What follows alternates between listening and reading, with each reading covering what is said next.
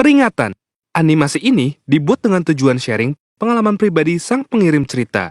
Dimohon untuk menghargai cerita tanpa menyudutkan beberapa pihak. Selamat menikmati. Heran, hidup gue gini-gini aja. Hari-hari kalau nggak pusing mau makan apa, ya pusing bayar cicilan. Pengen deh jadi adenya Rafathar. Mau apa tinggal tunjuk.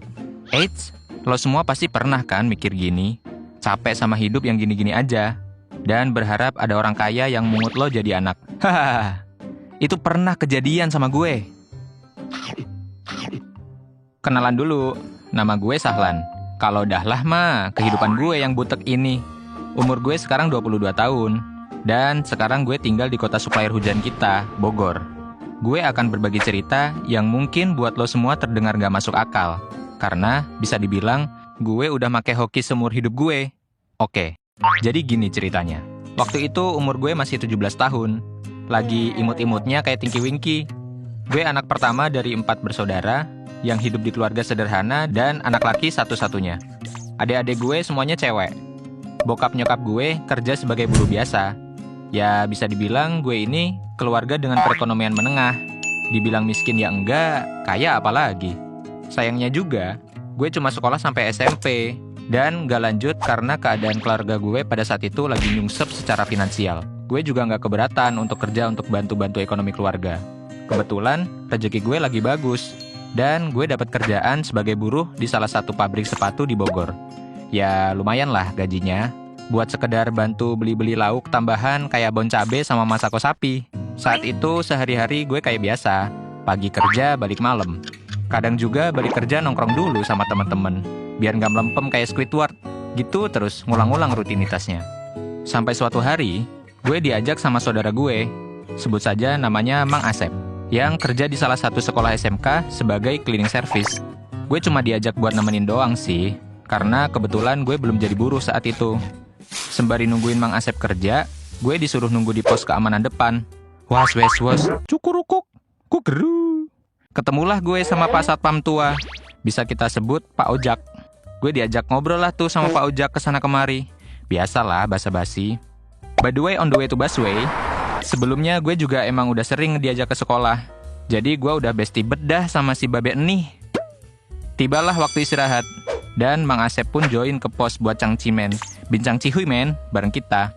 Di tengah-tengah hening, si Babe Ojak nih bilang, "Sep, lu udah nemu belum anak cowok yang diminta sama Pak Roy?" Mang Asep pun jawab, "Belum nih beh." Dalam hati gue ngebatin, serem bener nih bapak-bapak. Nyari tumbal buat pesugihan kah? Terus tiba-tiba mereka barengan natap ke gue. "Nah," kata si Babe, "gimana kalau si Sahlan aja nih Sep? Cocok sama kriteria kan ya? Masih muda, sehat, terus kayaknya nggak begajulan juga anaknya." Gue langsung kayak, waduh, mampus nih gue kalau mati sekarang. Cita-cita gue buat jadi pacar Ralinsyah belum kesampean, masa udah mati aja? Terus Mang Asep nepok pundak gue sambil ketawa. "Pucet amat Lan, kagak bakal diapa-apain." Kemudian dijelasin lah tuh sama Mang Asep tentang maksud dan arah pembicaraan ini kemana. Ternyata, sebelumnya Mang Asep ini dapat kabar kalau pemilik rumah besar di dekat sekolahan yang nama Pak Roy ini lagi nyari anak angkat, khususnya laki-laki. Nggak tahu deh tuh mereka lagi mau ngeprank gue doang atau beneran. Usut punya usut, ternyata Pak Roy ini emang dari lama tuh pengen punya anak laki-laki sebagai penerusnya. Tapi apa daya, beliau menikah dengan istrinya yang sekarang dan ketiga anaknya semua perempuan. Pak Roy ini katanya pengen punya teman ngobrol laki-laki. Nah, karena kebetulan gue ada di situ, jadi gue lah yang direkomendasikan Mang Asep dan si Babe ke Pak Roy. FYI, Pak Roy ini udah lumayan tua. Dia udah gak megang kerjaan lagi. Jadi, semua harta dia yang melimpah ruah kecintaku padanya ini, udah dilepas tangan dan dihandle sama asisten pribadinya. Buset. Dah kayak papa gula dari Wattpad aja nih ceritanya. Bedanya, kalau yang ini mah aki-aki. Dengar penjelasan dari Mang Asep dan Babe Ojak yang mau rekomendasikan gue jadi anak angkatnya Pak Roy itu, gue akhirnya mempertimbangkan untuk coba peruntungan nih. Kali aja ya kan, ini cara Tuhan buat ngubah nasib hidup gue. Gak ada salahnya juga lah, nyicip kekayaan sedikit doang mah. Ya walaupun, kalau boleh jujur, sebenarnya gue agak ketar-ketir. Singkat cerita, dibawalah gue menghadap Pak Roy. Setibanya gue di rumahnya, gue melongo tercengang. Bejir, Nih rumah apa kastil Putri Elsa? Gede bener coy. Nggak lama setelah itu, nongol tuh Pak Roy. Dari wajahnya gue sih bisa lihat kalau senyum si kakek Roy ini tulus banget. Gue jadi merasa bersalah gitu karena merasa curiga duluan sama beliau. Gimana nggak ngeri kalau tiba-tiba ada orang kaya yang mau angkat jadi anak? Bukan apa-apa nih ya. Takutnya kan ternyata si Pak Roy ini mantan bos mafia yang lagi mau jual ginjal gue gimana. Tapi semua pikiran curiga itu akhirnya sirna sih setelah lihat senyuman dia. Cie, senyummu mengalihkan dunia aku, Pak. Aciki wirawewewew. Oke, kita akhirnya ngobrol. Dan beliau banyak nanya-nanya ke gue. Di sepanjang obrolan gue sama dia, karisma berwibawa dan pengusahanya itu emang kelihatan banget, guys. Kayak konglomerat yang kerutan di jidatnya tuh karena pusing mikirin besok mau pakai cara apa lagi buat ngabisin duitnya. Yang lebih mengejutkannya lagi, ternyata sebelumnya Pak Roy ini udah pernah angkat anak laki-laki. Tapi dia ngerasa kurang sreg sama dia. Soalnya si anak cowok itu pendiam banget katanya. Sedangkan gue kan anaknya gacor ya kalau ngobrol. Gak pernah habis bahan lah. Kayak tukang jahit selalu ada bahan. Dia seneng sama gue. Karena menurut dia gue anaknya cukup interaktif kalau diajak ngobrol. Dan gak banyak diem aja walaupun baru kenal. Gue ngobrol lumayan lama sama beliau. Sementara Mang Asep sama si Babe Ojak malah asik godain pembantunya. Sialan emang tua bangka hidung belang keong racun. Dasar kau yang ngeracun, baru kenal ngajak ketidur. Setelah ngobrol panjang lebar di hari itu, gue balik ke rumah buat mikirin mateng-mateng. Apakah gue akan mengambil kesempatan ini atau enggak? Karena syarat dari beliau juga nggak ribet sih. Yang penting diizinkan orang tua, gue mau tinggal bareng di rumah beliau dan nemenin dia ngobrol. Kayaknya semua ini cukup possible untuk dilakukan. Malamnya gue pikir-pikir dah tuh omongan Pak Roy. Gue pikirin panjang kali lebar sama dengan luas dan akhirnya gue memutuskan untuk menerima tawarannya. Gue pun izin dulu ke ortu. Dan lo tahu apa? Diizinin dong. Gila sih. Gue curiga.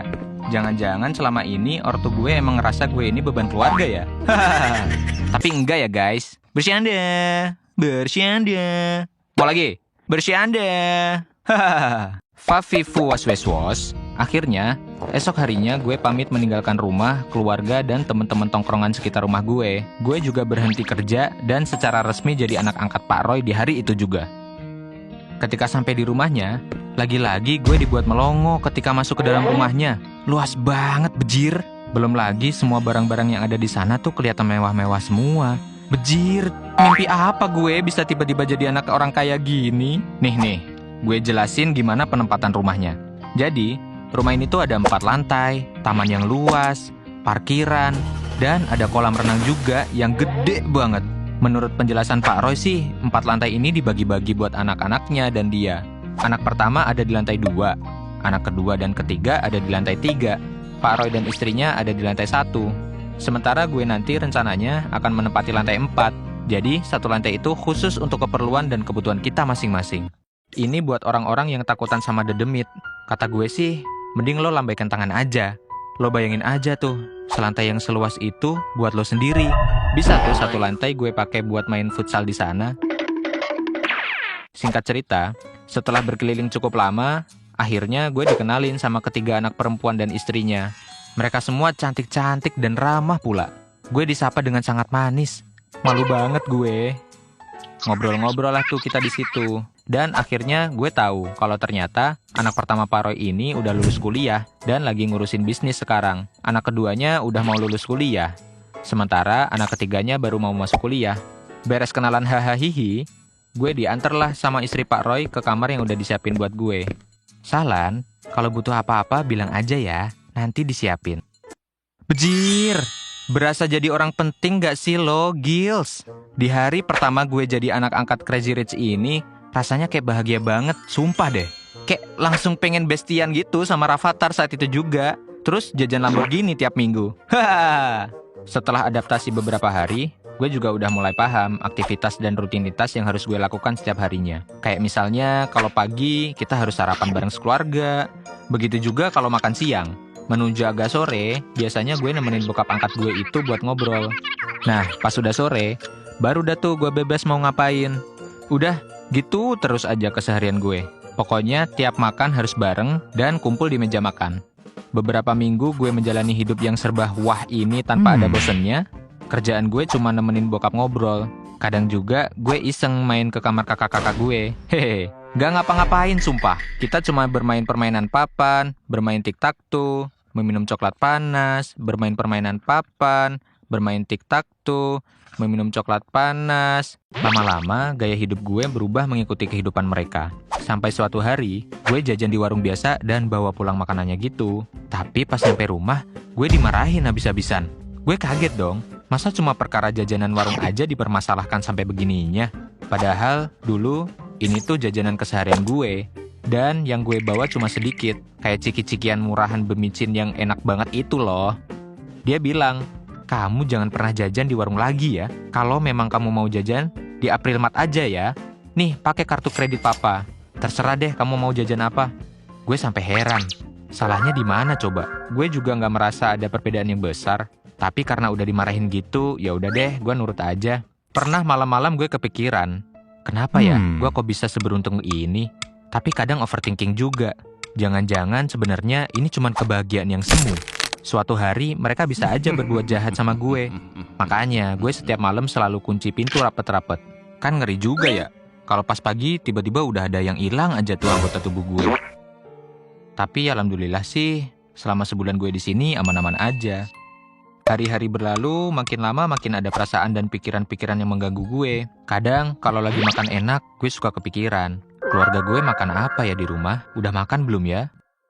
Pernah suatu hari gue pulang ke rumah lama gue untuk sekedar nanya kabar dan melepas rindu. Bagusnya saat itu gue diizinin sama bapak angkat gue. Tapi sayang, pertemuan itu nggak bisa lama-lama. Terpaksa gue harus ninggalin keluarga lama gue. Padahal gue masih kangen banget. Gue melanjutkan kehidupan gue sebagai anak angkat orang kaya.